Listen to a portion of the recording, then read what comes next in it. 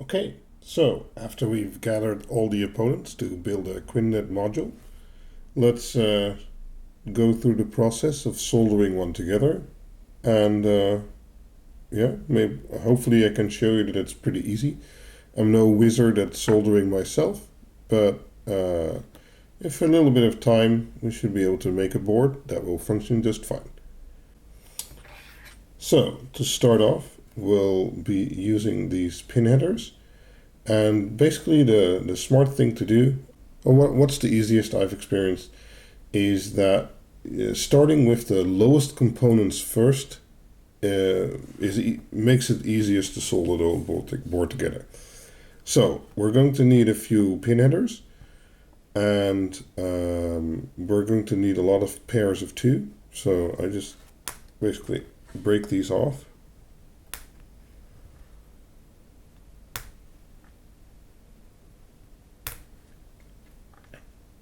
Okay, those are for the voltage regulator. These are for the jumper headers we'll need. And then we'll need a set of 5, but I mostly measure off like that for the serial leads and to be able to program the board. Okay. So there's a little trick to this. The side without any text on it is the upper side, and the side with this text on it is the back side. We'll be soldering on the back side, but the components need to go on the front side. But the board house made an error and it forgot the silk screen on the top side, so that's why there's no lettering on there. Normally you'll see drawings and text on there to clarify what goes where. So to start off, we're going to put in the voltage regulator pins. And I'll try not blocking the camera, but it's a bit hard sometimes.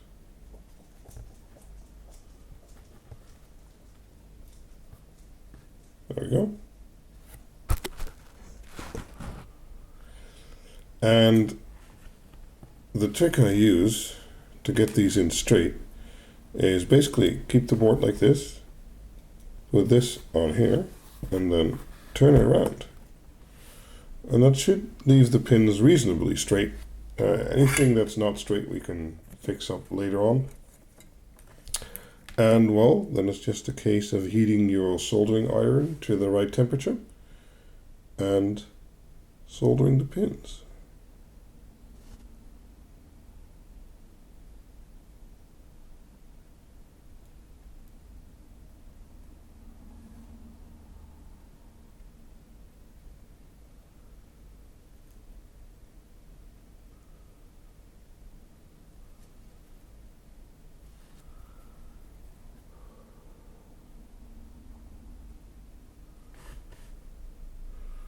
As I said, I'll try not blocking the camera, but it's a bit hard in this position.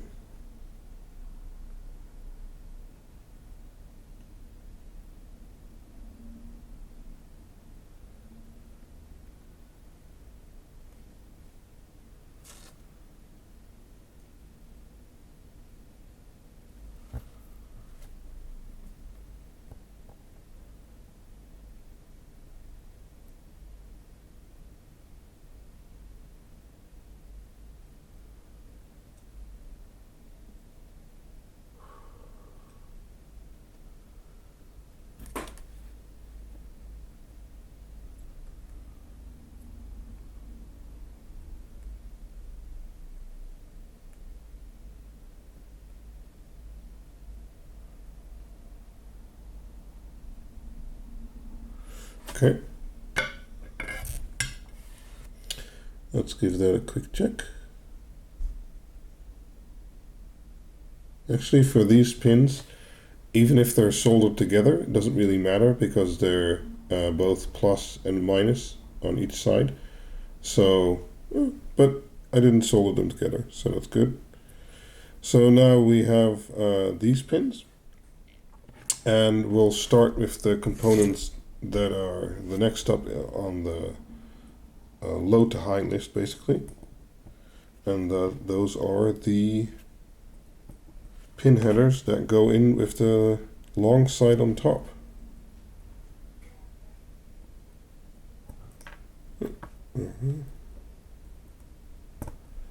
There we go.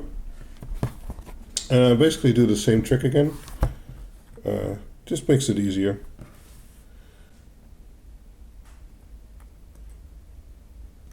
Oh, damn it, I left it off.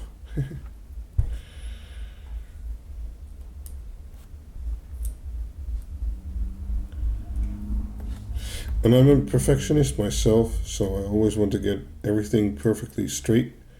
But in the end, if it makes contact, it doesn't really matter. It just looks nicer. So,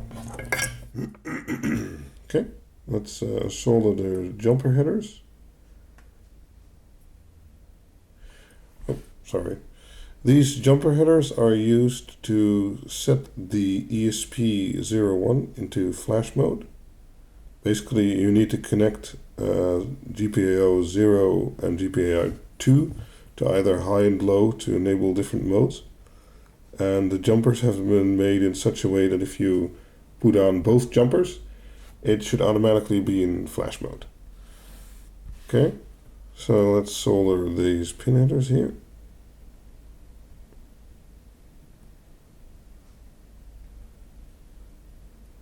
These pin headers are used for connecting ground and TX and RX to use your serial programmer to be able to program the ESP01.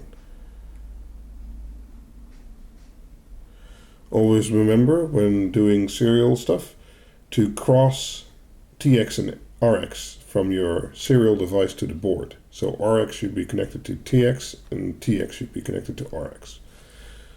Okay, that's looking okay. As you can see, these are bent inwards a little bit, but since they're just pins, I should be able to just, yeah, there we go. Should be able to just bend them a little bit and everything's straight. So next up is the 4 times 2, 2 times 4, I guess. Pin header socket. Let's see if that works. Yeah. I need to support the board on this side a little bit. Mostly try and find something that is about the right height. There we go. Yep, that should do nicely. Sorry if I'm blocking the camera. I'll try and be mindful.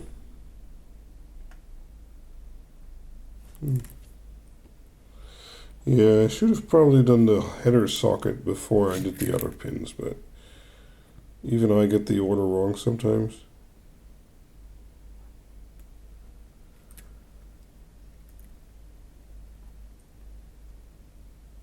There we go.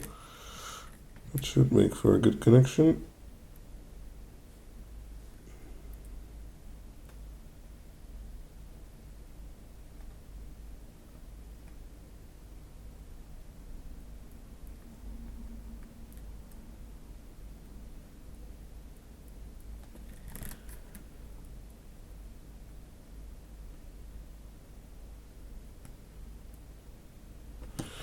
Let me turn that around real quick.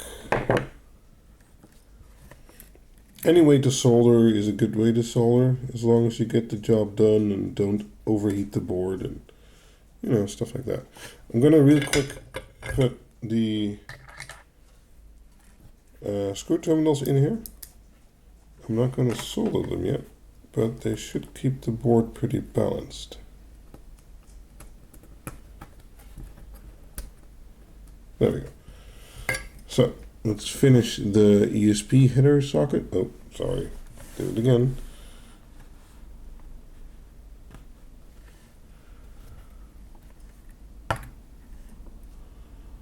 Okay.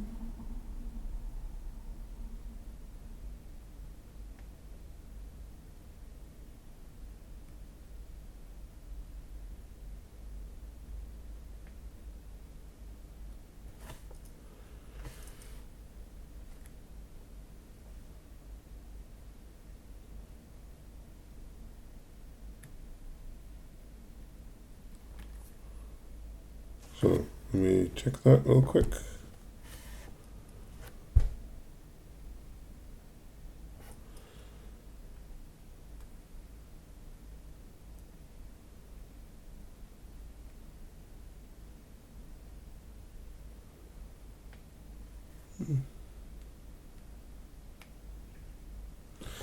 It's not a great job, but it'll do.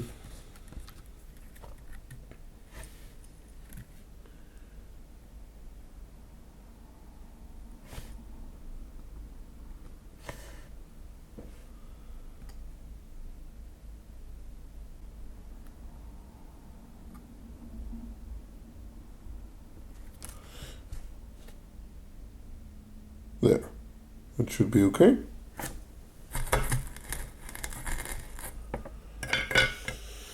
Okay, once that's done, it'll look a little bit like this. And next up, we can put on the screw terminals. Those go in just like you expected them to. Be sure to have the orientation correctly. There we go. So this should be the input should be on the outside. And I use different colors because, well, I have lots of colors lying around, and I like differentiating the input from the output. Okay. Try and get them aligned properly. And don't mind using a lot of solder or tin or whatever you want to call it. Because these pads are pretty big. And they're thick pins. And there's a lot of amperage going through them. So it's okay to use a lot of it.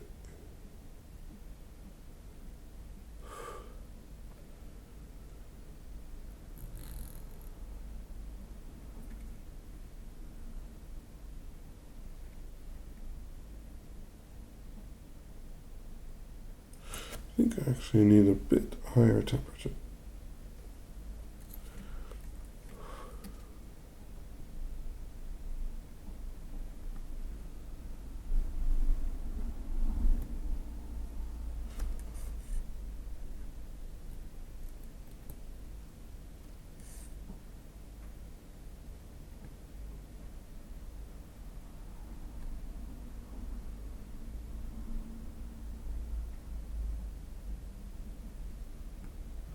I often reflow some parts to make sure they flow correctly.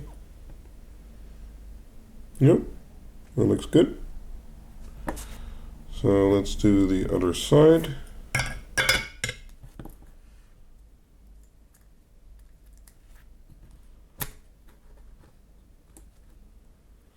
And if you're doing this for the first time and don't have a lot of experience with soldering like I do, or like I don't either, don't worry about it. The boards are cheap and the components are cheap. Just try it out, and after a while you'll get better at it.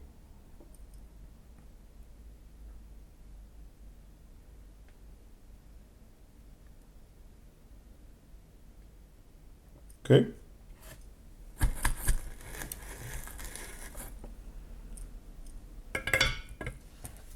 There we go.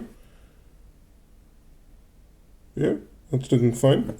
So the next part to solder is the voltage regulator.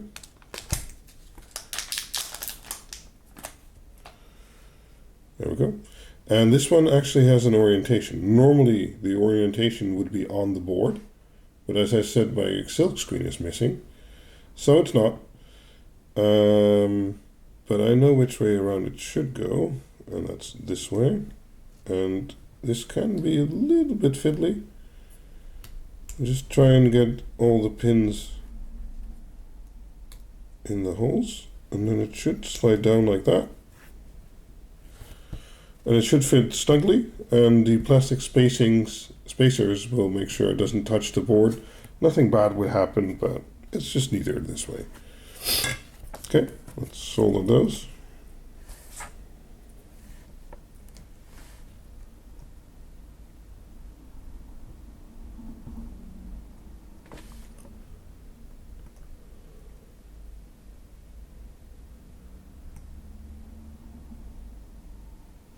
Oh.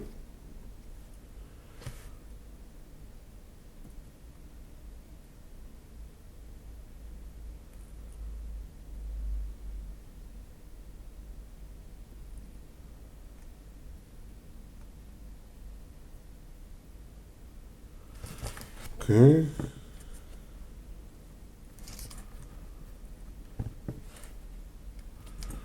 Trying to show you guys what I'm doing.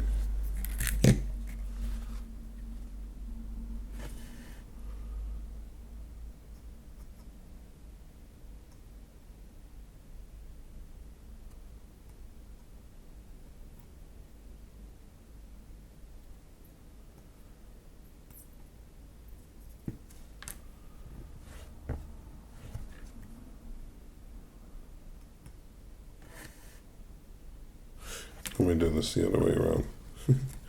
I don't want my iron touching some of the components if it's not absolutely necessary.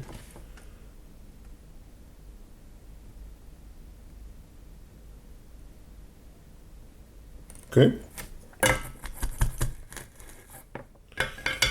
So now we have most of the components on the board. As you can see here.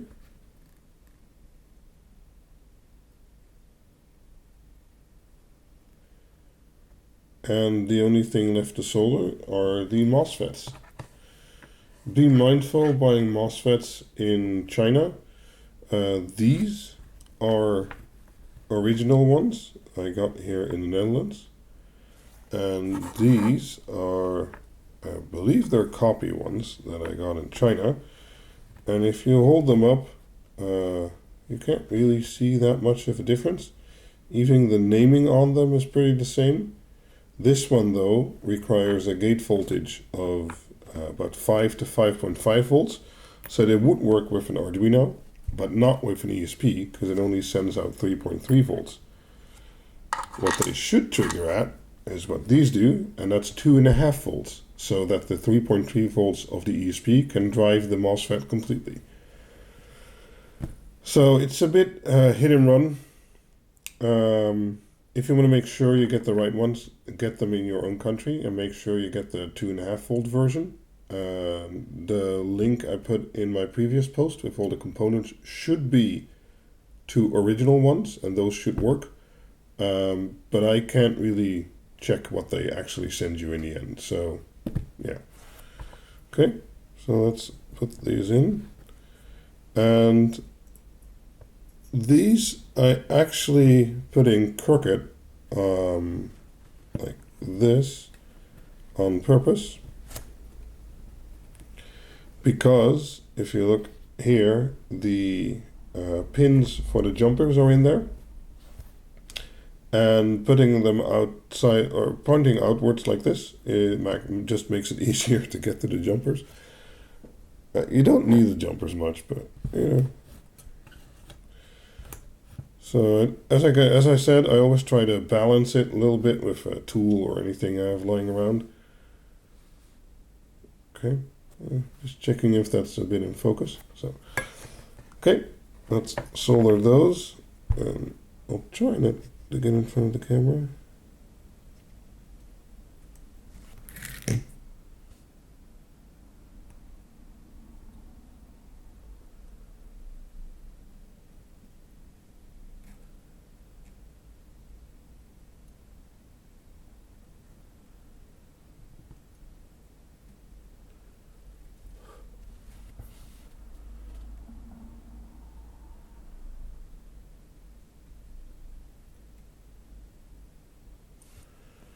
Okay, that's one of them.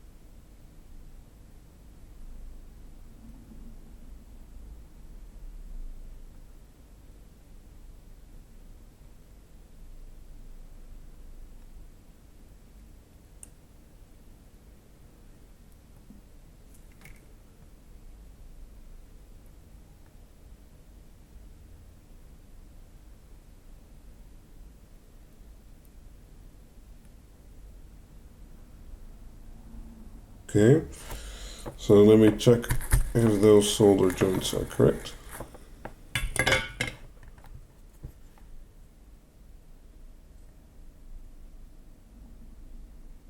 Yep, most importantly, none of the pads are touching. So, last thing to do is to snip off the access points. In the end, the board looks a bit like this. And as I said, you can still bend these and do stuff you need to do with it. When snipping off those excess legs, I advise to use some kind of protective glasses because they do tend to jump around a lot.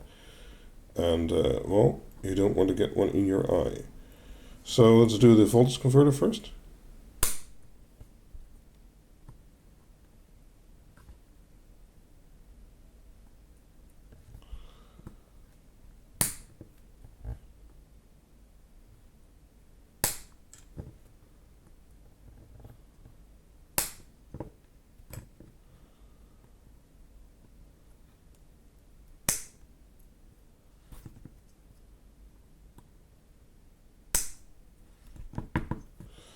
I'll have a link to this tool in the description, next to some other tools you might find handy to use. But these have a bent beak, or whatever you would call that, so they're very nice for this kind of work.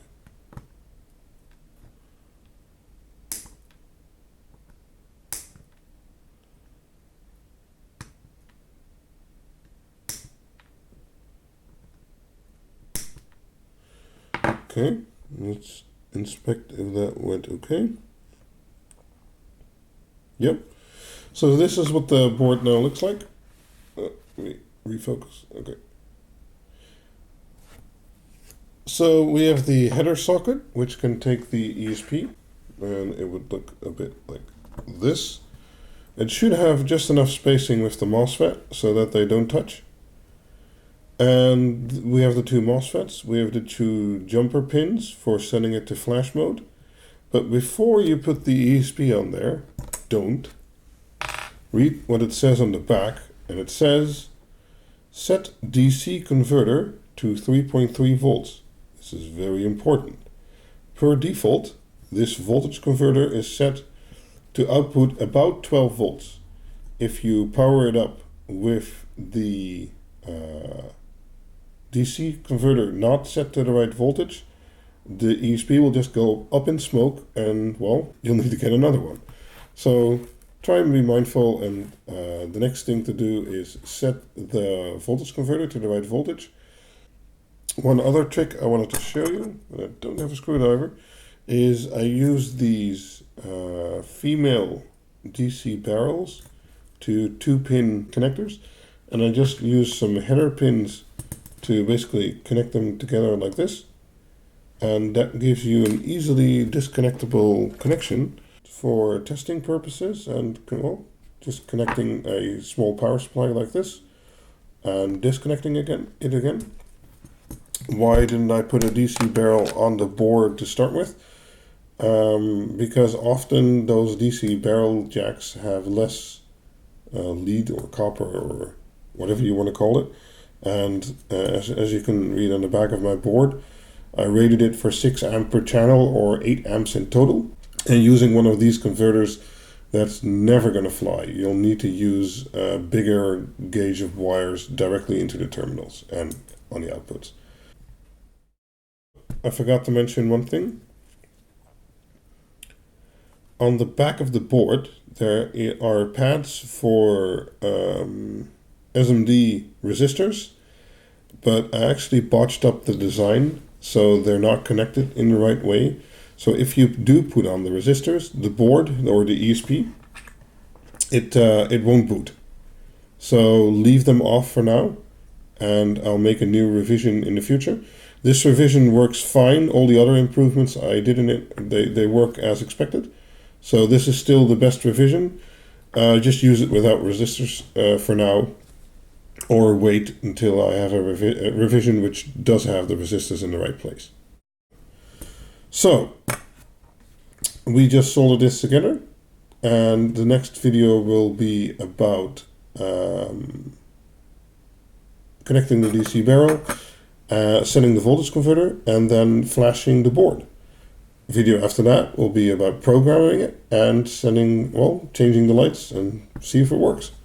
So I hope you enjoyed my improvised soldering tutorial. As I said, I'm no hero at this either, but I can get this board together pretty easily, and it looks pretty okay. So thank you for watching. Please like and subscribe to the channel for future updates. Share this video if you liked it. That helps me out a lot. And I hope to see you back for future videos. So yeah, thanks a lot. Bye-bye.